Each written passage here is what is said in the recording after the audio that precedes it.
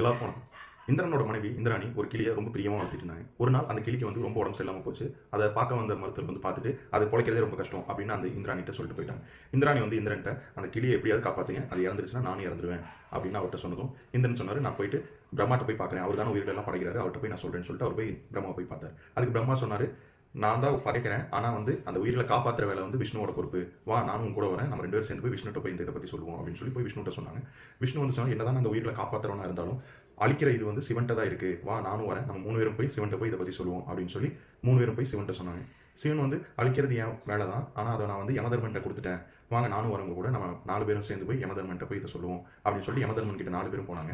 அவர் யமதர்மன் வந்து 4 பேரும் அவங்க இடத்துக்கு வராங்கன்னு தெரிஞ்சதும் விறுவிறுன்னு வந்து அவங்க 4 பேர்த்தையும் வரவேற்று உள்ள கூட்டு போயிட்டு இருந்தார். அப்போ நடந்தது எல்லாரும் சொன்னதும் அவர் வந்து, நான் எல்லா உயிர்களோட எல்லா இது வந்து ஒரு ஓலையில் எழுதி வச்சிருப்பேன், அவங்க எப்போ எப்படி சாகணும் அப்படிங்கிறது, அந்த ஓலை வந்து எப்போ அருந்து கீழே விழுது அப்போ அது இறந்துரும் அப்படின்னு சொன்னாங்க. வாங்க நம்ம உடனே போய்